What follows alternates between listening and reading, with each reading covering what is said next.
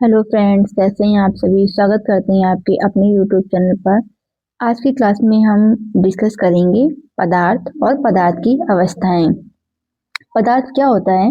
वे सभी वस्तुएं जिसमें द्रव्यमान यानी भार होता है और जो स्थान घेरती हैं उन्हें कहते हैं पदार्थ। और हम पदार्थ को और हम डिफाइन कर सकते हैं, जैसे जिन्हें हम अपनी ज्ञानेंद्रियों से महसूस कर सकते हैं उन्हें हम क्या कहते हैं, उन सभी वस्तुओं को हम पदार्थ कहते हैं। पदार्थों का वर्गीकरण हम दो आधार पे करते हैं, भौतिक आधार और रासायनिक आधार। भौतिक आधार पर पदार्थ जो होते हैं, पदार्थ की 5 अवस्थाएं होती हैं। पहली ठोस, दूसरी द्रव, तीसरी गैस, चौथी प्लाज्मा और पांचवी बोस-आइंस्टाइन कंडेंसेट। रासायनिक आधार पर पदार्थ शुद्ध पदार्थ और मिश्रण।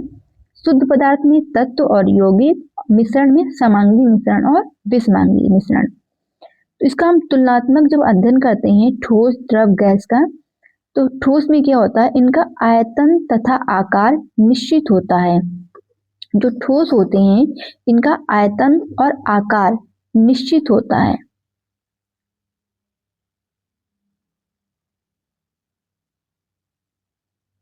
और द्रव में क्या होता है, इनका आकार अनिश्चित होता है तथा आयतन निश्चित होता है। जो द्रव होते हैं वो द्रव को हम जिस बर्तन में रखते हैं या उसी का आकार ले लेते हैं। गैस का आकार तथा आयतन दोनों अनिश्चित होता है। जो गैस होते हैं इसके अणु बहुत दूर दूर होते हैं, इनका आकार और आयतन कुछ भी निश्चित नहीं होता है। दूसरा पॉइंट है अंतर आणविक स्थान नगण्य होता है, यानी इनके कणों के बीच में जो स्थान होता है वो न के बराबर होता है। इसके जो कण होते हैं वो बहुत पास पास होते हैं, इसीलिए यह कैसे होते हैं, ठोस होते हैं। इनके बीच में बिल्कुल भी जगह नहीं होती है। जो द्रव होते हैं इनमें अंतर आणविक स्थान ठोस से अधिक लेकिन गैस से कम होता है।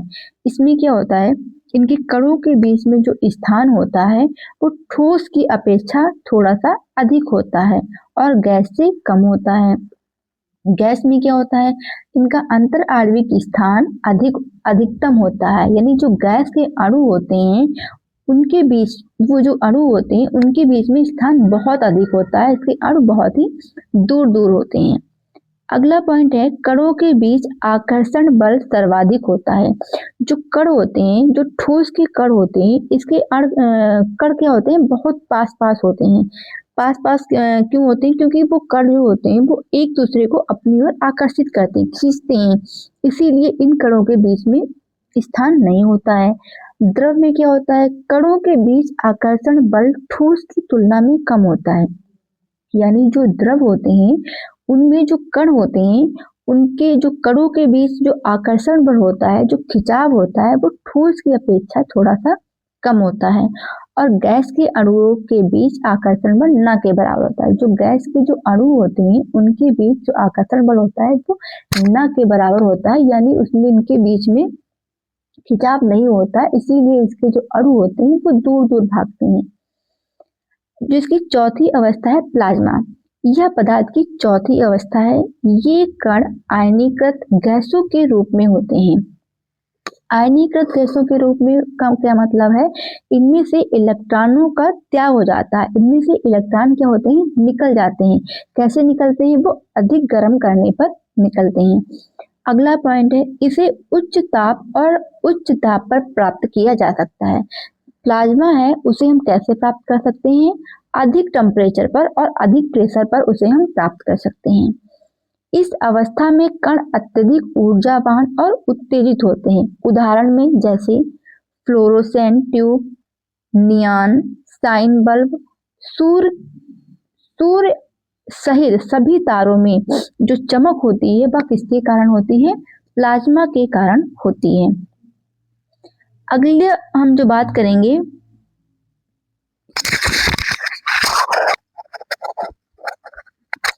Bose-Einstein condensate. यह क्या होता है, यह पदार्थ की 5वीं अवस्था होती है और जो 5वीं अवस्था होती है इसे हम निम्न ताप तथा निम्न दाब पर प्राप्त करते हैं। इसे 5वीं अवस्था को किसने इसका गणना की थी, तो 1920 में भारतीय भौतिक विज्ञानी सत्येंद्र नाथ बोस ने पदार्थ की 5वीं अवस्था के बारे में बताया था।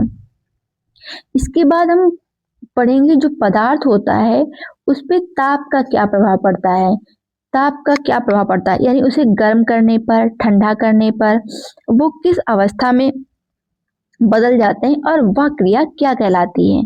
तो पहला हम पढ़ेंगे ऊर्ध्वपातन। ऊर्ध्वपातन क्या होता है, जब हम किसी ठोस पदार्थ को सीधे गैस में परिवर्तित कर देते हैं, यानी कोई ठोस पदार्थ है उसे हमने गैस में परिवर्तित हो गया तो वह अवस्था क्या कहलाती है, वह ऊर्ध्वपातन कहलाती है। जैसे कपूर, नौशादर, शुष्क बर्फ, आयोडीन और नेफ्थलीन। कपूर को देखा होगा आपने, कपूर को जब हम जलाते हैं तो वह बिना द्रव में परिवर्तित हुए, यानी जैसे मैंने उसे जलाया वह सीधे क्या बन जाता है, वाष्प बन जाता है, सीधे गैस अवस्था में परिवर्तित हो जाता है। अगला है संघनन, कंडेंसेशन। कंडेंसेशन क्या होता है, यह वह प्रक्रिया है जिसमें कोई पदार्थ अपनी गैसीय अवस्था से ठंडा होकर द्रव अवस्था में बदल जाता है। यानी संघनन वह क्रिया है जो जिसमें कोई पदार्थ गैस अवस्था से ठंडा होकर किसमें बदलता है, द्रव अवस्था में बदल जाता है। जैसे ठंडे गिलास के पानी की बूंदें, सुबह घास पर ओस, यह सब किसके उदाहरण है, संघनन के उदाहरण है। इसमें क्या होता है, कोई पदार्थ अपनी गैसीय अवस्था से ठंडा होकर सीधे किसमें बदल जाता है, द्रव अवस्था में बदल जाता है। अगला निक्षेपण, डिपोजिशन। डिपोजिशन क्या होता है, यह वह प्रक्रिया होती है जिसमें कोई गैस सीधे ठोस अवस्था में बदल जाती है। यानी यह वह प्रक्रिया है जिसमें कोई गैस सीधे ठोस अवस्था में बदल जाती है, द्रव अवस्था में परिवर्तित नहीं होती है, गैस से सीधे ठोस अवस्था में बदल जाती है। जैसे पाला।